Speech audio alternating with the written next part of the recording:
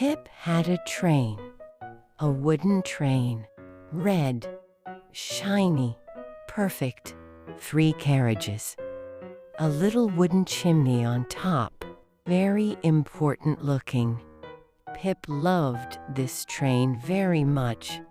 He loved it more than his boots. Almost. Dot had an idea. Bam thought it was a great idea. It was not a great idea. Dot grabbed one end, Bam grabbed the other.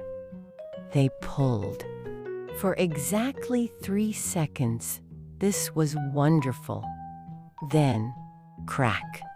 The train, on the floor, in pieces. The little wooden wheel, rolling sadly away all by itself. Pip looked at the wheel. The wheel looked at Pip. He sat down, right there on the floor. "Oh no," said Pip. Dot and Bam looked at each other. "We were just..." "Don't," said Pip. Pip sat with the pieces for a long time. The chimney, the carriages, the wheel. He thought, and thought, and thought, and then he remembered something. He had seen the Queen fix things before. Big things, impossible things, with those hands. Clunk, clunk, clunk. Pip walked across the whole chessboard, all the way to the other side. The chessboard was very big. Pip was very small. He knocked on the Queen's door. Once, twice. "Come in." The windows rattled. The floor shook. 3 chess pieces fell off a shelf somewhere. Pip opened the door. Very bravely, the Queen was knitting. An enormous jumper, as big as a tent, spilling off the chair, across the floor, still getting bigger. She looked down at Pip. Pip looked up at her. "Hello," said Pip. "Hello," said the Queen. Her voice was very big, but not unkind. "Is that a train?" said the Queen. "It was," said Pip, very quietly. "Come here," said the Queen. "Let me see." Pip walked forward, holding the pieces against his chest. The Queen held out her hands, enormous, powerful, knuckles like boulders. Pip placed the broken train carefully into her palms. The train looked very small. Very, very small. She picked up the tiny wheel with 2 fingers, so carefully.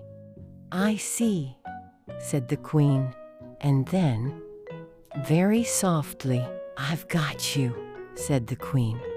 "I need a tiny screw," said the Queen. Whoosh! Straight across the room. Pip blinked. "I need a tiny piece of wood," said the Queen. Whoosh! Diagonal, all the way to the corner. Pip's mouth was open, hair blown sideways, eyes very wide, and a tiny drop of red paint, said the Queen. Whoosh! Pip's hair was completely vertical. He had forgotten to breathe. The Queen was back in her chair, like she never left. "How are you doing that?" said Pip. "Doing what?" said the Queen. The Queen worked for a very long time. Her enormous fingers, moving very, very slowly, very, very carefully. Pip did not say anything. Pip did not move. And then, "There," said the Queen, "the train. Red, shiny, perfect. The wheel back on. The chimney straight. The carriages connected. "It's better than before," said Pip.